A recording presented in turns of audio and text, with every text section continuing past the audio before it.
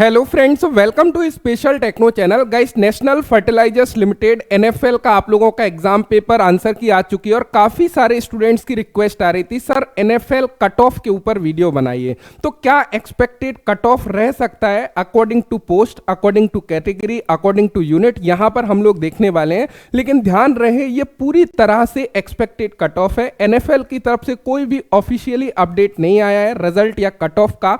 उनका जो भी अपडेट आएगा कट ऑफ का, वो फाइनल होगा। यहां पर हम लोग अपने एक्सपीरियंस के बिहाफ पर एक अनुमानित कट ऑफ को डिस्कस करने वाले हैं। तो सबसे पहले यहां पर एक चीज आप लोगों को क्लियर होनी चाहिए, जो कट ऑफ है, सबसे पहले ऐसे भी कई सारे विद्यार्थी होंगे जिनके आउट ऑफ 150 क्वेश्चंस में से जिनके 94 मार्क्स आ रहे हैं, 93 मार्क्स आ रहे हैं या 100 के अंदर मार्क्स आ रहे हैं। तो आपको एक चीज यहां पे मैं क्लियर कर देना चाहूंगा कि यदि आपके 100 के अंदर मार्क्स हैं तो आपके कोई भी चांसेस यहां पर नजर नहीं आते हैं कि आपने किसी भी पोस्ट में फॉर्म को अप्लाई किया है और 100 के नीचे मार्क्स आने पर आप लोग एक्सपेक्ट कर रहे हो कि मेरा सिलेक्शन हो जाए, क्योंकि बहुत ही कम चांसेस हैं, क्योंकि नंबर ऑफ वैकेंसियां भी काफी कम है। अब हम यहां per unit wise, post wise थोड़ा सा देख लेते हैं क्या कुछ कट ऑफ रह सकता है। तो सबसे पहले यहां पर यदि आप लोग देखोगे, आप लोगों के मैं जिस रिक्रूटमेंट की यहां पर बात कर रहा हूं, आप लोगों को यहां पर मिल जाता है। इसको निकाला था अक्टूबर 2024 में, जिसका एडवर्टाइजमेंट नंबर था 05/2024। यहां पर यदि हम लोग मैकेनिकल की बात करें, attendant grade first mechanical fitter की, यहां पर आप लोग एक चीज देखोगे कि यूनिट वाइज वैकेंसी को इन्होंने निकाला था। जैसे कि भाटिंडा में 20 वैकेंसी टोटल थी, जहां पर अनरिजर्व्ड की 10 वैकेंसी को निकाला था, एससी की 6 वैकेंसी थी, ओबीसी की 3 वैकेंसी थी, ईडब्ल्यूएस की 1 पोस्ट यहां पर थी। अब यहां पर यदि नंबर ऑफ वैकेंसियां ज्यादा है तो डेफिनेटली फॉर्म भी वहां पर ज्यादा फिल हुए हैं। वहीं पानीपत की बात करें, विजयपुर की बात करें, तो यहां पे ज्यादातर केसेस क्या है कि जो भी एरिया वाइज जो स्टूडेंट्स ने बेसिकली फिल किया है, जैसे कि जो स्टूडेंट्स एमपी वगैरह इधर से बिलोंग करते हैं, उन्होंने कहीं ना कहीं पानीपत को, विजयपुर को चूज किया है। वो लोग उधर से जो है पंजाब साइड से हैं, वो वहां पर भाटिंडा यूनिट को चूज कर रहे हैं। तो इस प्रकार कुछ यूनिट वाइज कुछ ने वैकेंसी को देख के कि ज्यादा वैकेंसी है वहां अप्लाई करें। तो यहां पर सबसे पहले क्या चीज होती है कि यदि नंबर ऑफ वैकेंसियां काफी कम होती है तो वहां पे होता क्या है, जो भी ब्रिलियंट स्टूडेंट्स हैं जिनकी प्रिपरेशन काफी अच्छी है, तो वहीं पर कट ऑफ स्टक हो जाता है, क्योंकि वही सीट तो वहीं फुल हो जाती है, नीचे वाले विद्यार्थियों को मौका ही नहीं मिलता है। इसलिए सबसे ज्यादा जो फैक्टर है कट ऑफ का, वो नंबर ऑफ वैकेंसी के ऊपर काफी ज्यादा डिसाइड होता है। ज्यादा नंबर ऑफ वैकेंसी में कट ऑफ थोड़ा सा ड्रॉ डाउन हो जाता है और नीचे के स्टूडेंट्स वालों को भी सिलेक्ट हो जाते हैं। यहां पर यदि हम लोग देखें, भाटिंडा यूनिट में यदि आपने अप्लाई किया है तो यहां पर आप लोगों का जो कट ऑफ बेसिकली एक्सपेक्टेड है, यदि अनरिजर्व्ड कैटेगरी है तो आपका 130 से लेके 135 के बीच में कट ऑफ जा सकता है। यदि आप ओबीसी कैटेगरी में हो तो यहां पर 127 से 132 के बीच में यदि कहीं मार्क्स आपके आ रहे हैं तो चांसेस बन सकता है। एससी कैटेगरी की बात करें, 125 से 130 के बीच में आप लोगों के कहीं मार्क्स वेरी कर रहे हैं तो आप लोगों का चांस बन सकता है। एंड ईडब्ल्यूएस कैटेगरी में यदि आपने अप्लाई किया है, 126 से 131 यहां पे आपका चांस बन सकता है।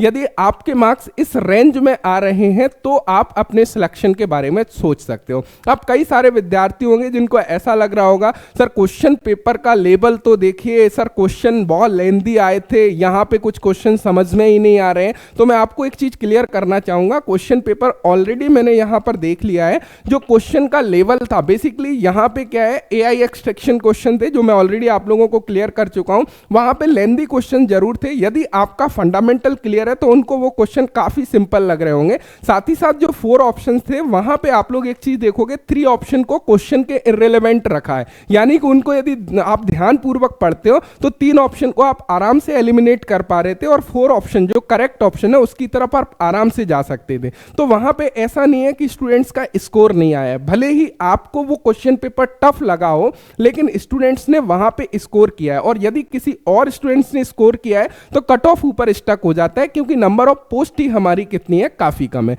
इसी प्रकार यदि हम लोग पानीपत की बात करें या विजयपुर की बात करें, यहां पर सिमिलर आप लोगों का कट ऑफ रहने वाला है। यहां पर जैसे अनरिजर्व्ड में 130 से 135 के बीच आप देख सकते हो, ओबीसी में 127 से 132 के बीच देख सकते हो, एंड एससी की बात करें 125 से 130 के बीच देख सकते हो। कुछ इसी प्रकार आप लोगों का कट ऑफ वेरी करेगा। उसके बाद में यदि हम लोग प्लांट असिस्ट, यहां पे यदि अटेंडेंट उसके बाद में यदि हम लोग अटेंडेंट ग्रेड फर्स्ट इलेक्ट्रिकल की यहाँ पर बात करने लगे तो आप लोग देखोगे नानगाल में यहाँ पर 15 पोस्ट थी, जिसमें अनरिजर्व्ड की 6, एससी की 4, एसटी की कोई वैकेंसी नहीं, ओबीसी की 3 पोस्ट थी।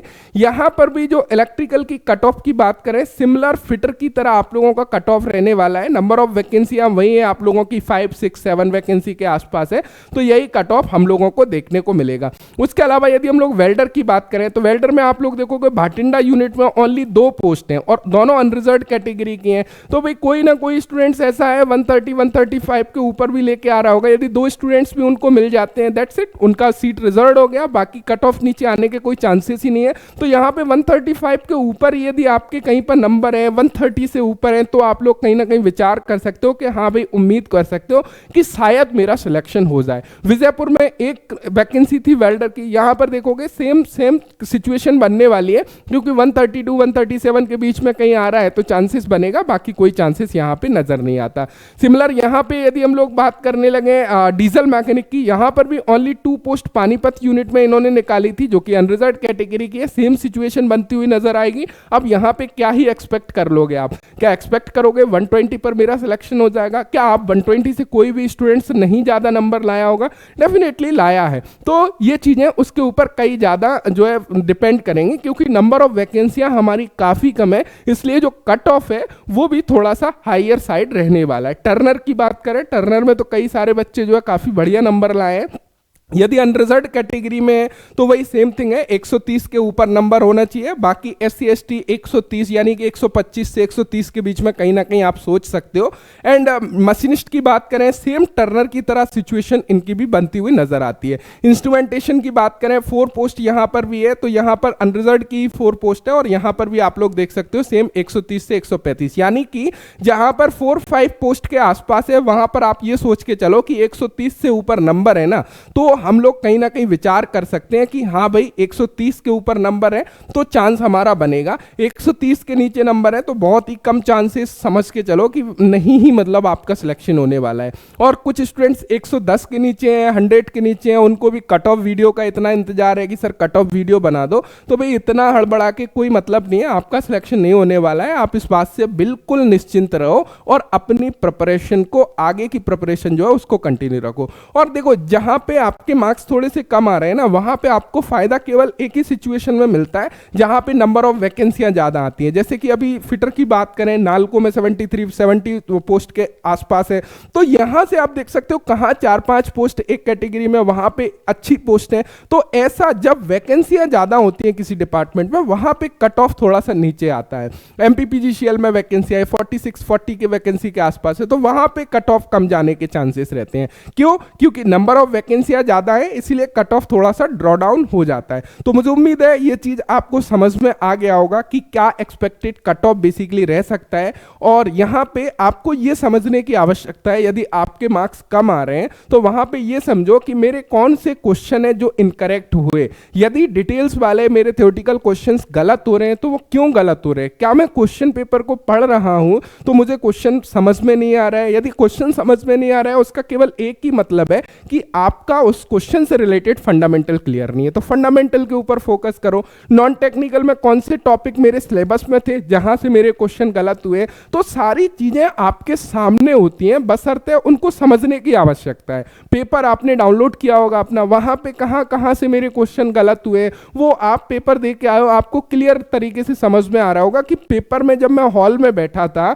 और इस क्वेश्चन को अटेम्प्ट कर रहा था, मेरे माइंड में क्या चल रहा था, मैं किस तरीके से इस क्वेश्चन को देख रहा था और मैंने क्यों ये आंसर लगाया। क्या वहां पे मेरा माइंड नहीं चला, या मेरा माइंड स्टेबल नहीं था, पेपर देने में मेरे से मिस्टेक्स हुई, या मेरी प्रिपरेशन में मुझसे मिस्टेक हुई? अरे यार मुझे इस तरीके से प्रिपरेशन करता तो शायद बेहतर रिजल्ट आ पाता। तो खुद ब खुद आपको वो चीजें दिखाई देती हैं, बशर्ते आपको ठहर के उन चीजों को देखने की आवश्यकता होती है कि वास्तव में कहां पर कमी रह रही है। और जब तक आप इन चीजों के प्रति काम नहीं करोगे, कितने भी एग्जाम दे लो, हो सकता है यहां पर आपके 94 मार्क्स आए, कहीं पर आपके 110 मार्क्स आ जाएंगे, कहीं पर जो है 80 मार्क्स रह जाएंगे। तो जब तक उन कमियों के ऊपर काम नहीं किया जाएगा, भाई स्कोर तो बढ़ने वाला नहीं है। और बाकी जो स्टूडेंट्स कमियों के प्रति काम कर रहे हैं वो धीरे धीरे सिलेक्शन लेते जा रहे हैं। तो मुझे उम्मीद है कि ये इन्फॉर्मेशन आपको मिल गई होगी।